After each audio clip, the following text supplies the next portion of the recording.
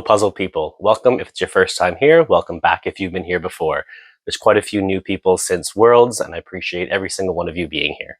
After a bit of a break to attend Worlds in Spain, as well as a bit of a rest returning back to Canada afterwards, I am doing a few Worlds recap videos going through things that I witnessed and saw and experienced while in Spain. And after covering that, I will return to my regularly scheduled content on this channel, which looks at speed puzzling tips and tricks, especially for beginners, looking at my own puzzle journey and talking through that, as well as interviewing fellow speed puzzlers and hearing their stories and journeys as well. Now, in these recap videos, there will be a slightly larger focus on the Canadian delegation that attended, as that is who I spent more of my time with while in Spain, but I'll also be covering general happenings that happened at the World Championships, things I've heard from other people that were there. Everything that I say on these World Recap videos has been confirmed by multiple sources. Most of it's publicly known already, but I'll also be including my own thoughts and opinions and 2 cents into what happened at Worlds this year. First recap video focused on the first day of the World Jigsaw Puzzle Championships, which saw 3 events take place: the opening ceremonies, the Guinness World Records attempt, and the Nations Challenge as well, all taking place on the same day in the Dome.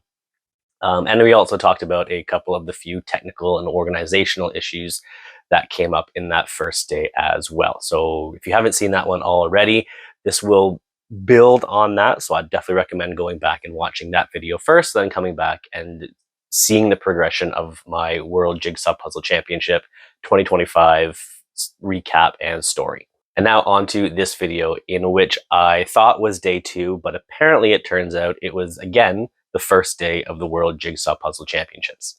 On this day, which was September 16th, 2025, the knockout stages of the World Jigsaw Puzzle Championships kicked off with the individual rounds specifically. 3 rounds took place on this day, the first one starting at 4 p.m. for some unknown reason, with up to 200 participants in each. Oh, that was the max that could have been allowed. No round actually got up to the full 200. But yeah, three rounds on this day starting at 4 p.m.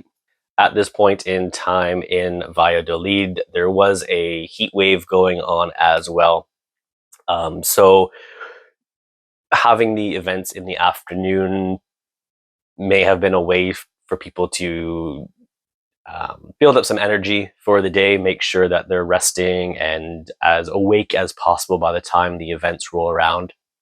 To help with this, in the morning and throughout the afternoon, we did have the option of going on a guided tour around this, guided walking tour around the city, because what's better than dehydrating yourself and tiring yourself out with a walk around a city in a heat wave? I didn't go on the walk, especially not on the first day. I was competing on that first day. My mind was going to be on that. But yep, there was an option. So if you're considering going to Worlds next year, sure, there might be some walking tours that you can participate in, and then go and puzzle in after if you like as well. Also on this day, outside of the knockout rounds, we could go and see a documentary called The Missing Piece, which is a film about the 2023 World Jigsaw Puzzle Championships. I did not go to see that either, but I'll talk about that later in the video.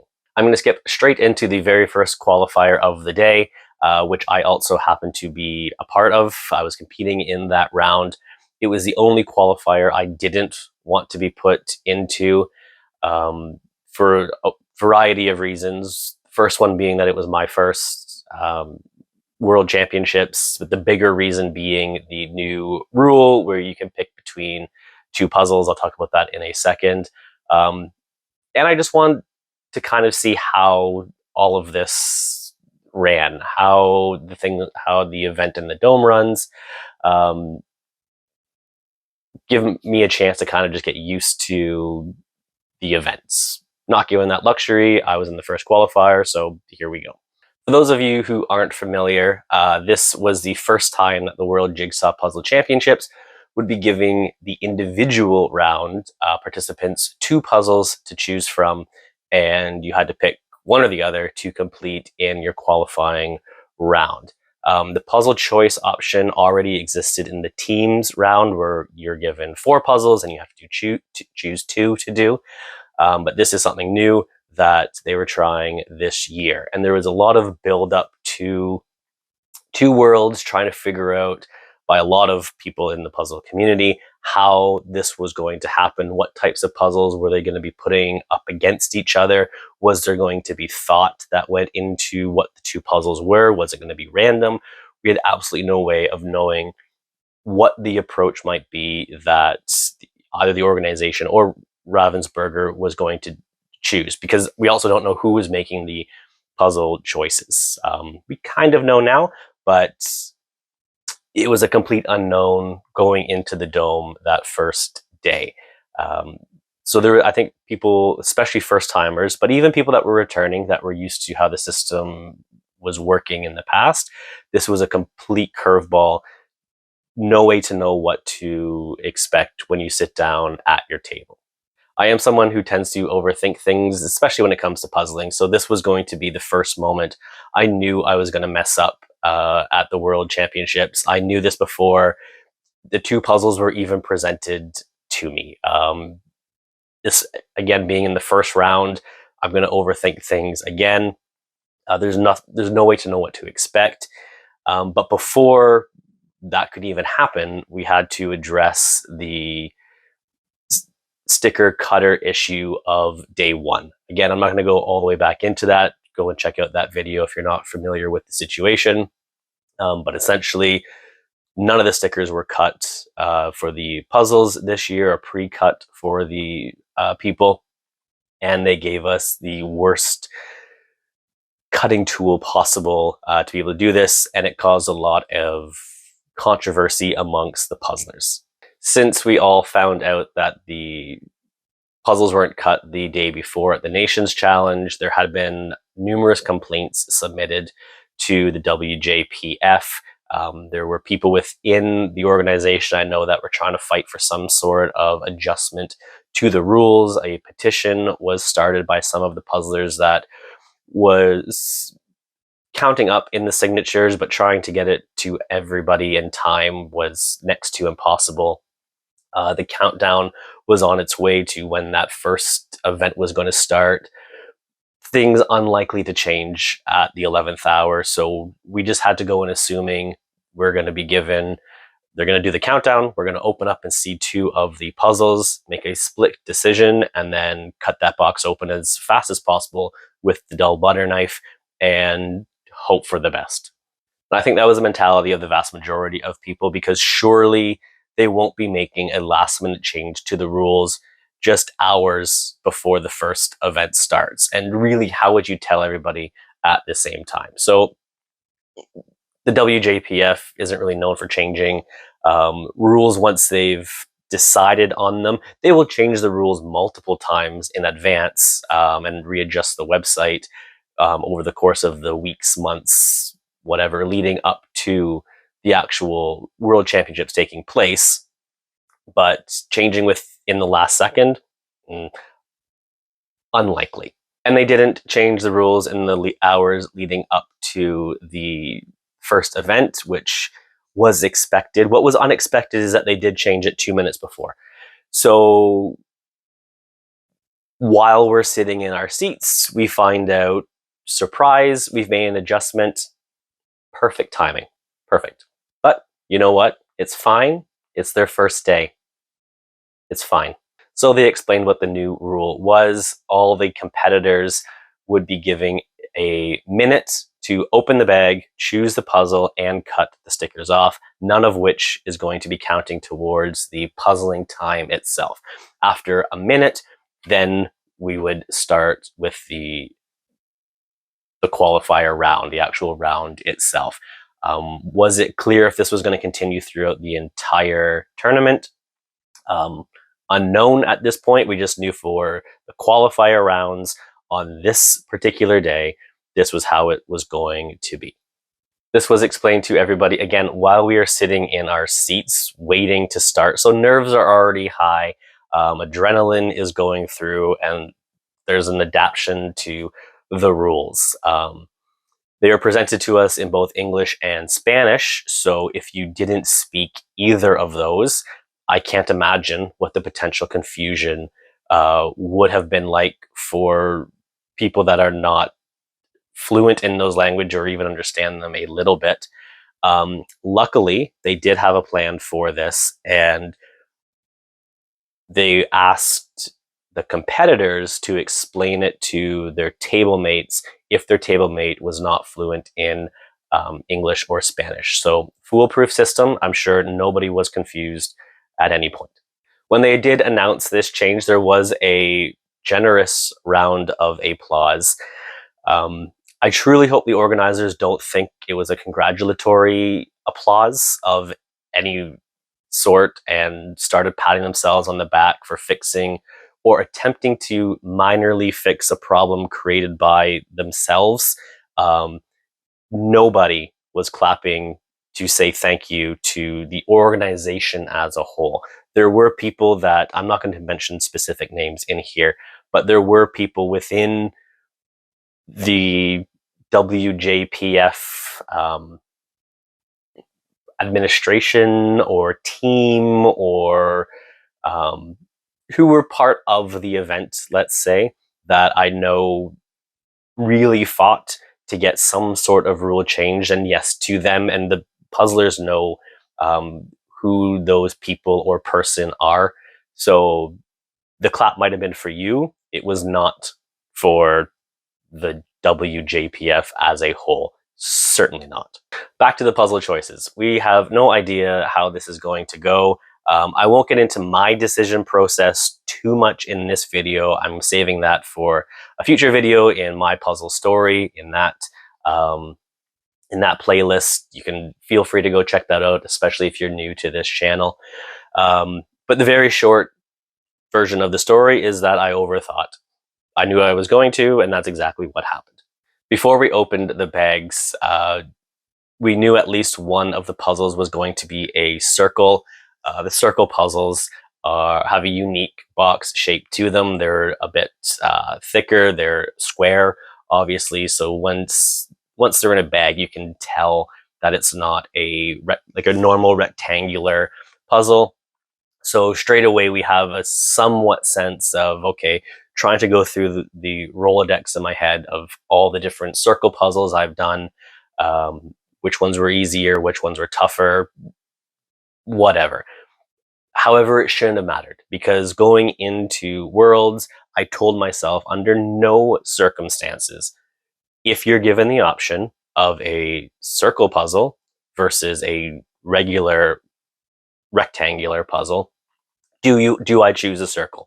I am not good at the circle puzzles, or at least not as good as I am compared to the rectangles. They are more challenging. The piece cut is not as familiar to me. They take up more space on the table. There are two exceptions. I said maybe two, and that is astrology and dreams. I've done them quite a bit. My times for them are quite fast. I know how those puzzles work a bit better, but even then, I shouldn't be picking a circle puzzle. Stick with the rectangle. Pick the rectangle. The puzzles were revealed, and I hadn't done either of them. I have a preparation video that I've posted on this channel where I do talk about that I probably did 70 to 80 different 500-piece Ravensburger puzzles, because there's that hope that, yes, maybe I've done one of the puzzles in the qualifier round, making it easier to go through to the semifinals. I was always going to be nervous about the semifinals, but there's so many 500-piece puzzles. I ended up not picking or not practicing either one of those. And at least it wasn't a puzzle that I left sitting on the shelf to practice and I just didn't get to it. I made sure I went through my entire library of puzzles and everything that I own or borrowed from people. So at least that was a bit of comfort. I know there were some other people that weren't so lucky with it.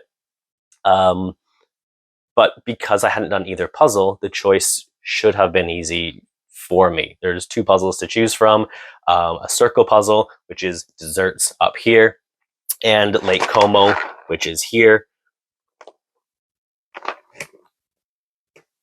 The circle puzzle, it's a nice looking one. I've seen the dessert puzzle before. I'd never seen Lake Como before, but I've been practicing more puzzles like Lake Como. That was my first instinct, and I should have gone with it. The problem was this full minute they gave us to make the decision. If the rules would have been like we expected when we first sat down, where you have to start the puzzle as quickly as possible, I am picking Lake Como all day. That's what I was going to go with. I was already thinking about cutting open those stickers and moving on with them. But because it's a minute, I slowed down a little bit too much. I looked at the people around me, and that certainly influenced my decision. I saw more people with the circle puzzles than not. And I looked at my table mate. She had also picked the circle puzzle. And I thought, maybe they know something I don't. I don't remember seeing this Lake Como ever, but I have seen the desserts. It has a gradient. A gradient's always fun. I can work my way around this. Sure. But I overthought it. I broke my one rule. I picked the circle puzzle because I'm an idiot. The round started, and immediately I knew that was a dumb choice. But it's too late. You can't switch. My only hope to confirm that my choice might have been correct would be to see what the first, second, third place finishers or the top finishers chose when they were put on the big screen when they were done. If they had also chosen the circle, I'd be feeling so much better. So that was the last little bit of hope that I had left in me, which was immediately extinguished when I saw Jana from the Czech Republic finish in first place at a time of 35:01 and choosing Lake Como. Second place, Maya from Germany finished at 35:22, also picked Lake Como. And Chiara from Italy finishing in third place at 37:19, also picking Lake Como. So yeah, I stopped paying attention to the finishers at that point. I knew I chose wrong. I just had to get through this and hope that I qualify for the semifinals.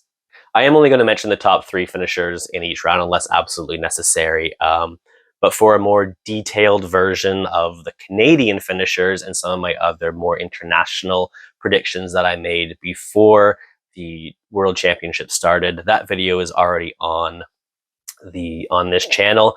But there will also be a summary video and kind of a reflection on how accurate my choices were. That video will be coming out shortly after my world recap videos are done. So make sure you subscribe so you don't miss out on that.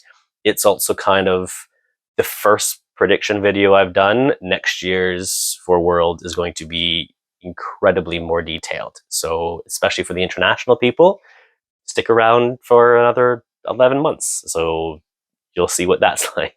The top 85 people had to move on in each qualifier round, so I just had to beat that. It's about the top 50% or so. I figure if I can be under an hour, that should be good enough. And I know that was a mindset for quite a few people in terms of what they needed to get out of the qualifiers, at least. That same mindset was not going to work once we get to the semifinals, that's for sure. But top within an hour should be good enough for the top half of the puzzlers. 85 was also a higher number than previous years in the qualifiers. So with the change in the country rules as well that I'm not going to get into, making it out of the qualifiers was easier this year. Making it to the finals out of the semifinals was much tougher, but at least making the semifinals, it was a bit simpler, a bit less pressure, maybe. But we would see how it go. If you choose the wrong puzzle and it just doesn't work for you, top 85 is not as easy as it may seem. The fact there was 85 people per round is due to a scheduling issue that the WJPF found themselves in. There were supposed to be more qualifying rounds, I believe 9 qualifying rounds in total. It was reduced to 6 after signups were not quite as high as I think the WJPF predicted. In fact, their enrollment predictions were way off. They were expecting quite a few hundred more people to be there, and because of a list of reasons, that wasn't the case. So they had to readjust how many were going to make it, how many qualifying rounds there were going to be. And because they had already planned, I guess, for a certain number of people to be in the semifinals, there was going to be a larger number of people coming out of each of the qualifiers. So not ideal planning from the start, not unexpected. I won't get into too much of this in recap videos. We all kind of knew the situation going into the World Championships. But if the WJPF take one thing away from this year's World Championships, beyond a bunch of registration fees, it's that with repeating a major event in the same location around pretty much the same time every single year and not adjusting anything that benefits the participants and the competitors and the ones paying to be there, there's only going to be a decrease in participation. When you make changes that make things worse, that will decimate your numbers. And there were some changes this year where I believe there should be some serious concerns with the WJPF board and other people that are making decisions as to what's going to happen next year. I'll talk about that a little bit more in the last recap video when I get to that, to kind of end things off. But I think there's a lot of red flags flying behind the scenes right now, or at least there should be. Anyways, my goal in this round, again, is just to move on. I know I'm not going to be finishing with a personal best time, but perhaps, and I use that as a motivation in a lot of competitions, try to beat the person beside me. If I can beat my table mate, then I know at least I beat somebody, which is nice. And you can easily measure your progress against someone sitting directly beside you. You can kind of see what strategy they're using, see if you can adapt. It worked for me at the Canadian Nationals. It could work at Worlds as well. I'm a bit behind my table mate, but if I can keep pace with her, we should both easily be under an hour. Maybe I pass her at the end. Unfortunately, when she was just a few pieces away and approaching the 53-minute mark, I knew there was no chance of me catching her. I still had probably about 5 minutes left of puzzling to do. Picking the circle puzzle was the dumbest thing I did that entire week, and it just stressed me out for the rest of the time. But I was never going to pass her. My table mate finished at a time of 52:43, and her celebration was, let's just say, noticeable. On the live stream, it was noticeable for sure, but in person, definitely noticeable by me. You know, I had a few choice words in the moment, as is expected. My stress level was already very high at this point in time. Perhaps this made me go faster. Some people that were watching argued that, yes, I went faster after my table mate finished. I'll cover this in a lot more detail in my puzzle story video coming up in a couple weeks, probably. How could I not cover it? It's a funny thing now. Not funny at the moment, but it's a funny thing now. And has also led to some other potential video ideas that I'll have in the future in the Speed Puzzling 101 series. So make sure you stick around for that. So while I reflipped over the pieces that have been disturbed in front of me, it's important to mention that no one else could have helped rectify the situation. You can't help people around you, or you get disqualified. It's against the rules. It is what it is. It's fine now. It's fine. It was the first day. The heat in the dome was unbearable. I thought it was bad the day before during the Nations Challenge. This was worse. This was so much worse. I think the heat from the night before stayed in the dome, and then starting it just got hotter throughout the day. Starting the first event at 4 p.m. in the afternoon after baking in the sun certainly didn't help. There's no way the air conditioning was on. If it was doing nothing. It would be like an old man blowing gently at you, like that. Nothing. It's hot, sticky, gross, awful. Um, it was a torture chamber. That's the easiest way to describe it. It was torture. For me personally, there was so much sweat coming off of my forehead and onto the table. I was legitimately concerned I was going to damage pieces while puzzling because they were getting so damp. It also makes it hard to move pieces around easily. Dexterity is a huge thing in speed puzzling. There's plenty of clips in the live streams where people put their forearms on top of the puzzle, lifted it up, and took pieces with them, also impacting it. It was just, it's day one. I've participated in a lot of different events, sporting events, music events that take place over the course of many days. Buildings don't get colder as these events roll on. They just, over the course of a day, a week, they just get hotter. So if this is the first day, what is day 6 going to be like? The finals for the individuals or the teams or the pairs. It can't. It's not good. I tend to drink a lot of water anyways. Being in Spain, I'm going to definitely drink water. It's warm already. Everyone knows the city is going through a heat wave, but I was not prepared for this almost right from the start of the round, but definitely within about 10 to 15 minutes into the qualifier, I was feeling really dizzy. And I know there was plenty of other people that were feeling the same way. And I'm mostly just trying to stay conscious at this time. And I am not 100% confident I am making it through to the next round. As I pass the 20-minute mark, the 30-minute mark, 40-minute mark, 50-minute mark, it's just the energy level is getting lower and lower, and you have to find a second gear to try to get through through this round. I did finish the puzzle about 3 minutes after my table mate did, at a time of 57:02 in 48th place, easily through to the next round by about 37 spots. So did I have to be concerned? Yeah, because who knows how much energy I still have left or how close people are behind me. It turned out I had about a 12-minute gap on the person who came in 85th. It's a good chunk of time to spare, but it's not a mindset I want to get into.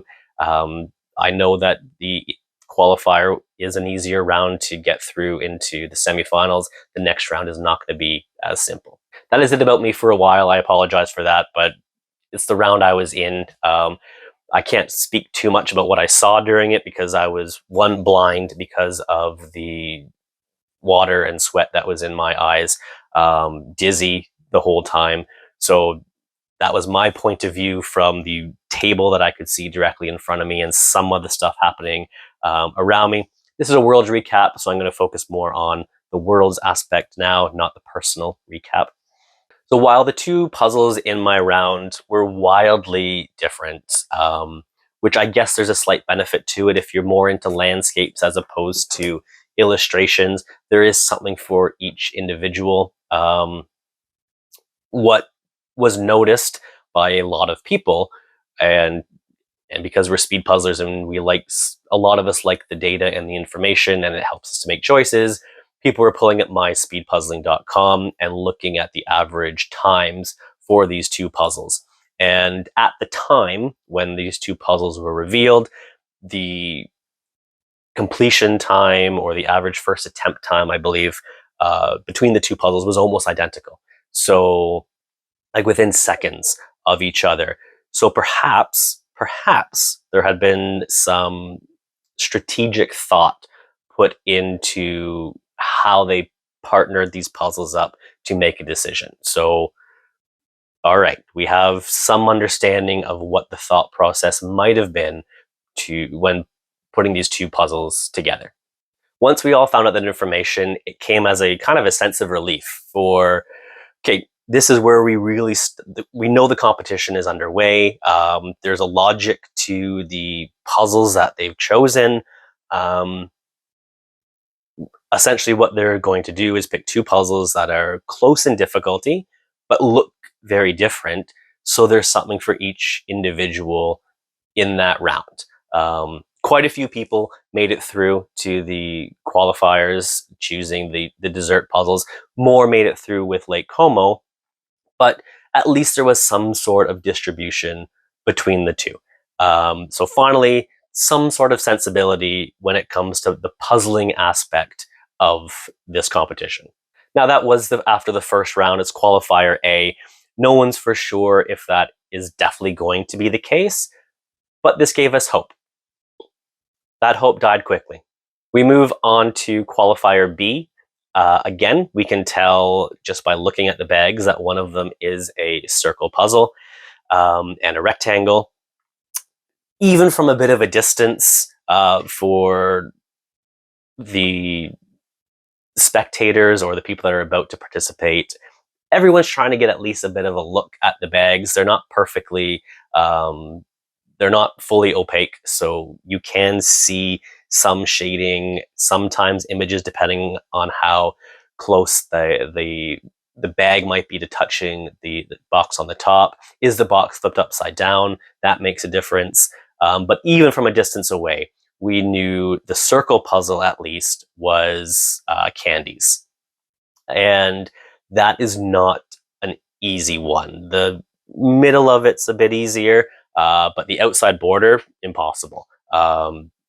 It's a simple ring, but there's no logic, no real logic to putting it together. And if at least for this, regardless of what the other puzzle is, I would not have picked candies. Absolutely not. I hope, again, I'm an idiot, so maybe I would have, but no. This, knowing the outside ring and the other circle puzzles, I wouldn't have picked it. So following the basic logic as well, the rectangle puzzle should be difficult if the circle puzzle is also difficult, right? The 1 minute of choice and cutting time starts, and the room is shocked to see it is Circle of Colors candies, which everyone already knew, up against New York postcard. Are you serious? New York postcard. New York postcard. This is last year's Paris postcard debacle all over again. Who picks New York postcard? Might be one of the most repeatedly done puzzles from Ravensburger for Speed. It's appeared everywhere. It's been out for quite a while at this point. It's one of the easiest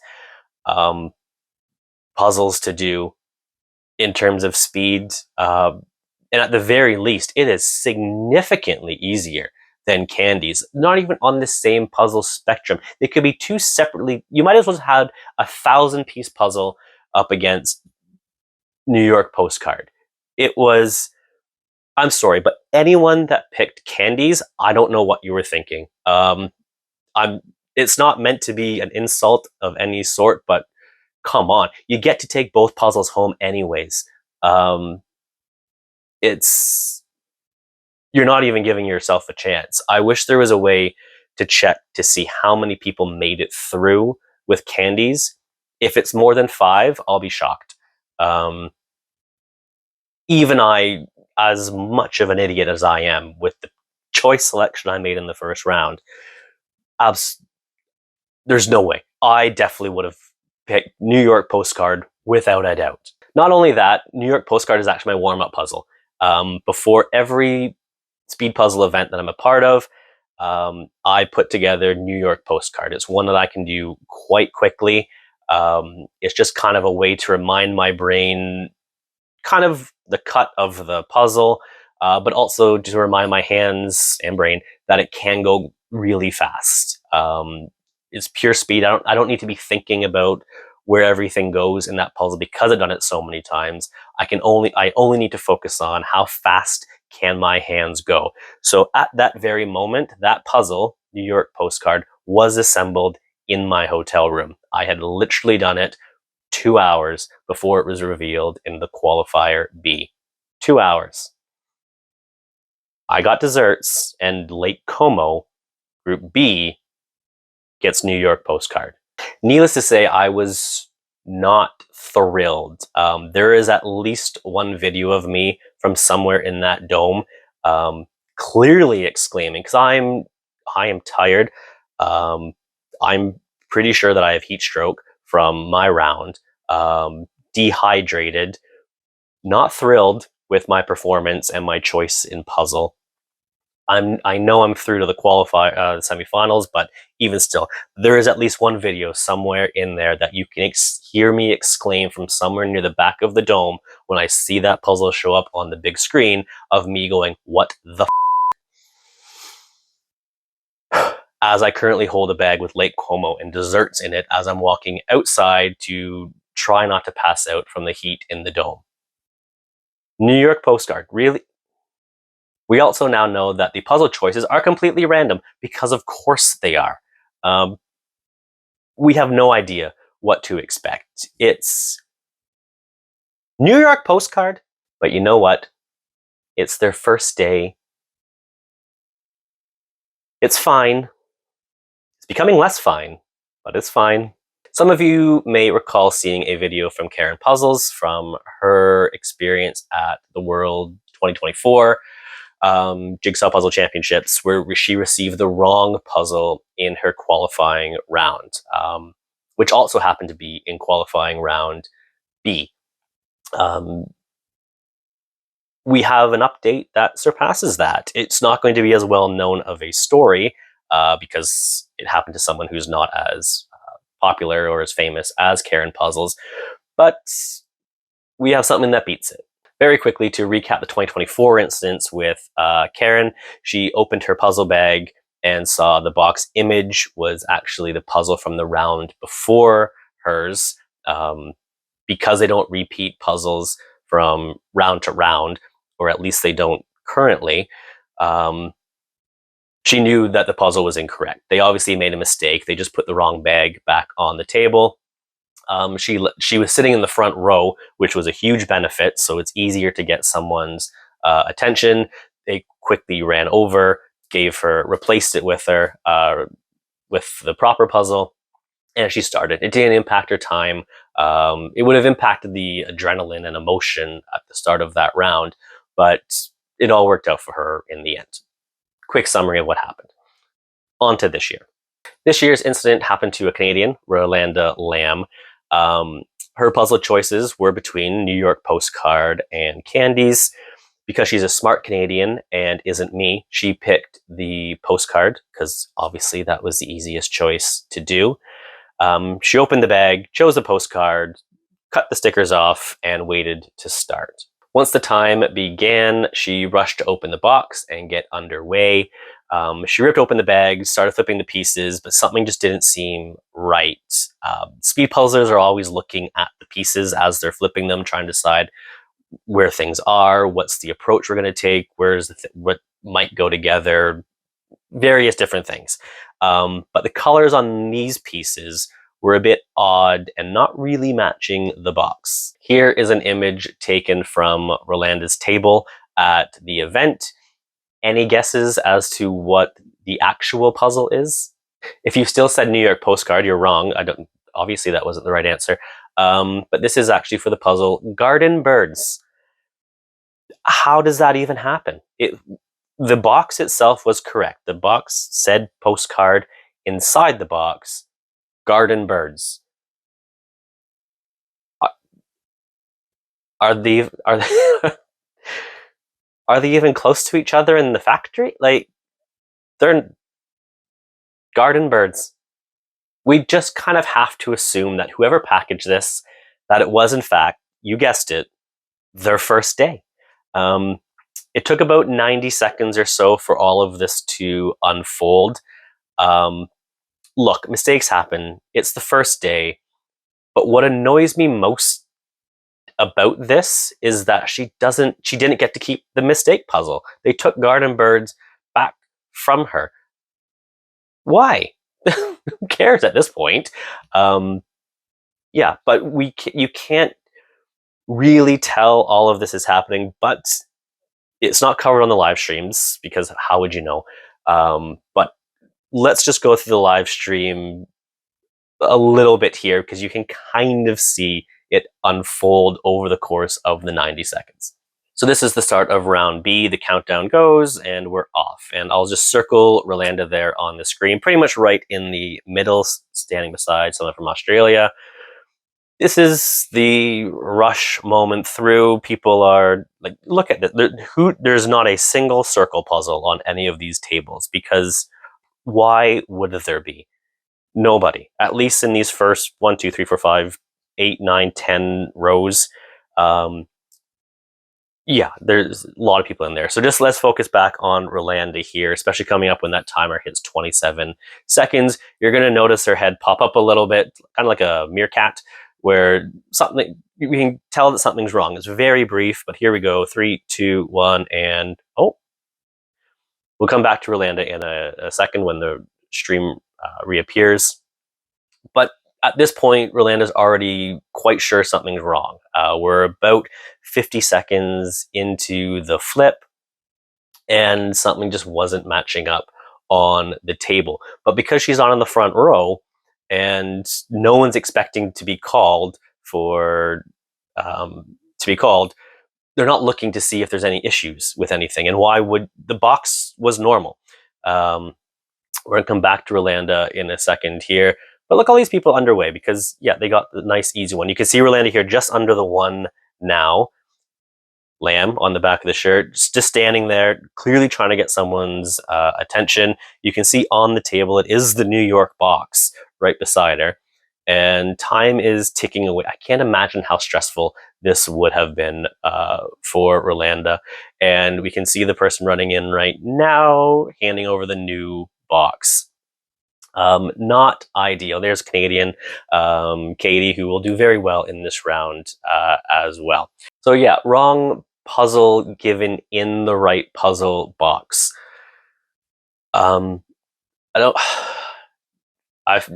Obviously you feel bad for anyone that happens to. It happened to a Canadian, of course it did. And yeah, it was it's everyone's first day. This round is also where the heat in the dome was getting out of control. Like I mentioned before, I thought I had heat stroke after my round was done. I've had it before, and this felt extremely similar. Things were bad for my round, and by the time we're partway through round B, it only gets worse. At least one individual during round B had to leave the puzzle area and go for some air due to feeling nauseous and dizzy. There were cases of people feeling physically ill. In addition to that person, an ambulance was called at one point on the first day of the competition.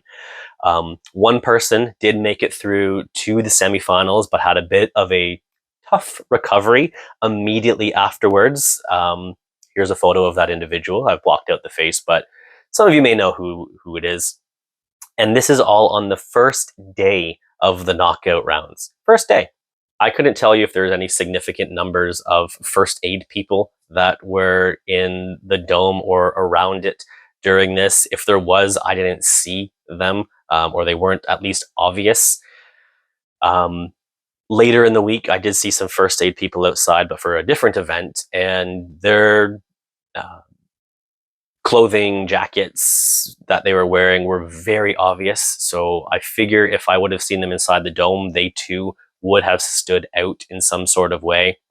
There has to be some sort of law or rule or something in Spain or Europe in general when it comes to health and safety. EU guidelines are something that I would figure would come into play. The temperature of the dome surpassed 40 degrees, and that's just insane. First day. This qualifier does finish. Victor from Poland wins the qualifier because, of course, he does, with a time of 22:02, which I do believe is a record in the qualifying round. Personally, I'm going to put a slight asterisk on this record, along with if the previous record was last year's Paris postcard. I don't think the postcard puzzles count the same as the other ones, but I might take away the asterisk because the conditions in the dome. I know that's the fastest Victor has finished that puzzle. I'm pretty sure he said that, but also according to his my speed puzzling stats. It's a huge accomplishment to finish that puzzle in 22 minutes, but you know what? Lucky him. He's done it in 22 minutes and he's out of that dome. So he wins twice, I guess. Another Polisher comes in second place, Natalia, with a time of 30 minutes and 35 seconds, and that's not a misprint. I definitely double checked and looked at the live stream. She finished 8.5 minutes after Victor did, so maybe no asterisk. I don't know. I don't know how to feel about this round in general. And in third place, we have a Canadian, Katie, which was briefly showed on the screen there, finishing with a time of 30 minutes and 54 seconds. She killed it. The Canadians were so happy. That's the highest place a Canadian has finished, I believe, in any round of any World Championships. So it's nice to see the maple leaf be shown on the screen in such a high position in the qualifier round, even if it's New York postcard. I also kind of want to point out that it was interesting in some other people's individual recap videos. The top 3 finishers were always mentioned, except in this case, the Canadian was left out, and yeah, we noticed. Qualification Group C happened at 8 p.m. and now we're just kind of wondering what new factors will be thrown into this melting pot of death that we've found ourselves in. Sorry, the Millennium Dome that we are currently sitting in. Inside the dome was also packed for each round that day, which certainly wasn't helping for the heat issues. It was a bit surprising because outside was a giant screen where we could watch the live screen while sitting on a nice grassy hill that had some nice benches on there and in more pleasant temperatures. So it was a bit confusing as to why the dome was so packed. Nope, wait, screen wasn't there for day 1 when the Guinness attempt took place or the Nations Challenge later that night. It also wasn't there on day 1 for the knockout stages or the first rounds of the knockout stages for the individuals. And spoiler, it won't be there for the next first day, because why would it be? Every day is the first day, so this might get a bit confusing, but why, when the most people possible are going to be there, no one has been eliminated yet. People want to see everything unfold and want to cheer on the people that they're with and the people that they've seen online or heard about and get to see all these super fast puzzles for the first time. Why would you have a system set up where you can kind of disperse large crowds right from the start? I don't know. It's okay. It's their first time. For this round, the puzzle choices, I believe, were Ocean for the circle, because there's a circle in every round now, apparently, and Evenings in Pisa, which is the rectangle option. I honestly don't know what I would have picked for this. I hope I would have picked Pisa. I had never done it before. I had done the circle puzzle for this, which, by the way, so far there's been 3 rounds. My round's the only one. I've not done either of the puzzles, but that I knew that was going to happen going into this. I hope I would have picked Pisa, but again, I'm an idiot. The dome hasn't really cooled down either because that's not going to happen as more people keep expending energy and the adrenaline keeps going up and people are in there to spectate. The temperature is obviously not going to go down, but at least, in addition to the giant screen they have inside and all the electronics that have been running all day, shortly after the 8 p.m. start for the individual C qualifier, they turned on the overhead lights. Perfect. As well as some LED lights to add I think it was a splash of green to the room, because that's not distracting. But you know what? It's fine. It's their first day. Alejandro from Spain finishes in first place. Well done to him at a time of 33:50. He's the back-to-back champion from a few years beforehand, so no surprise there. Emma Quirk from Ireland finishes in second place with a time of 37:30. Congratulations to her. And in third place was Inge from the Netherlands. All three of these people were mentioned in my Worlds prediction videos as people that could potentially win the entire individual event. So I'm feeling pretty good about myself at the moment, despite lying on the ground outside of heat stroke. And with that, the end of the first day was complete. I want to re-mention that the air conditioning was not working at all during this. It might have been on, but it wasn't doing anything. First day issues, sure, let's give it to them. I'm sure they'll spend the evening sorting this all out, making sure the cooling issue is fine for tomorrow. The first event start the next morning at 9 a.m., I believe. So they got about 11 hours or so to fix this issue. We'll see if that happens. We'll soon find out. We got 11 hours, like I said, until people are right back in that dome. Oh yeah, the premiere of the documentary film The Missing Piece. Never saw it.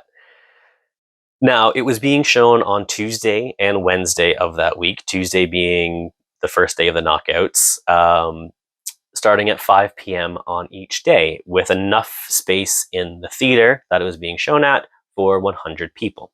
100 people. There's a couple thousand in total people that are attending this event. 2 shows of 100 people each. Is that a large? I don't know. However, even if I did want to see it on the Tuesday, wasn't an option for me, as I was in the middle of being dehydrated and completing a circular puzzle while dizzy inside of the dome. They had all day to put this movie in a nice, cool theater that people could sit and watch. Remember, the first event didn't start till 4. This video there's no way they could have scheduled it for 9 a.m. or 11 a.m. or 1 p.m. Something during the day where people could go and watch that film. No, let's pick 5 o'clock in the afternoon, 1 hour into the first qualifying round. It's going to overlap with the second qualifying round, so those people are out. The people in the third qualifying round at 8, maybe you can go and watch it, but for a lot of people, your mind is going to be set on, I need to compete soon, need to get ready for that. In addition, this is the first day of the knockout stages. It's the first time people are seeing the puzzle choice scenario take place and kind of want to get used to and see how this works out. Everyone's at the dome. Why would you schedule a premiere of a film that's taken 2 years to put together, based on the event taking place at that moment in time? You're showing it. You're asking people to leave the dome to go and watch this video? Top-notch planning. Luckily, the film was also being shown on the Wednesday, so if you did miss it on the Tuesday, there was an opportunity to go see it the next day, starting at 5 p.m. So it is nice that they gave a second day. Let's just hope that the timing doesn't overlap with the semifinal rounds, because that would be crazy planning. Crazy. I know sarcasm's coming up a little bit in these videos, kind of just my thing, but I do want to be serious for a second. It is unfortunate that for this video that more people were not able to see it. I'm sure people put a lot of effort into it. I tried to search for it online, maybe find some sort of pirated copy of it, but no. But it is unfortunate that I am fully serious about that. It's also unfortunate that there wasn't a giant hillside venue near the dome where they could have set up like a giant screen of some sort and broadcast the film to hundreds of people at once. Also really unfortunate. If only there was a place. Oh well, hopefully day one would be better tomorrow. Surely nothing will fall out of the sky or in the dome. That's definitely not going to happen the next day, or anything like that. That is it for this recap video. I hope you enjoyed it. There's a few more days to recap on here, so stick with me as we progress through into the semifinal rounds and into the pairs and teams event. Once the recap videos are done and I'm kind of done with the world's content, I will be returning on this channel to what I usually post, which are Speed Puzzling 101 tips and tricks videos, where I provide quick speed puzzling lessons in under 10 minutes, mostly designated for those that are a bit newer to speed puzzling, but can also be beneficial to someone who's a bit more seasoned and is looking to add to their speed puzzling toolbox. I will be releasing new My Puzzle Story videos where I will be talking about my puzzle journey and things that have developed over since I started speed puzzling a few years ago. But most importantly, new episodes of my puzzle chats with other speed puzzlers in the Puzzled and Chatty series. Episode 5 will be coming up very, very soon, probably in the next few days or so.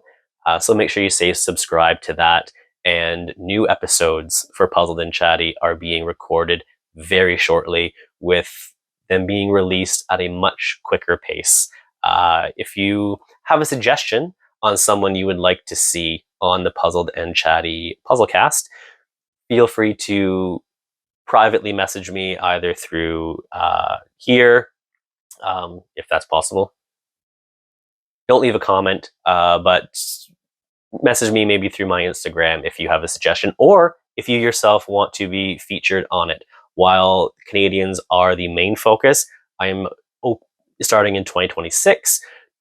I will be more open for international guests to start making appearances as well, which I am definitely looking forward to, and there's a few that are already in the midst of being scheduled. But that is it for this video. Thank you for watching. A new recap video will be posted very soon, within the next day or so. And until then, as always, happy puzzling. Bye.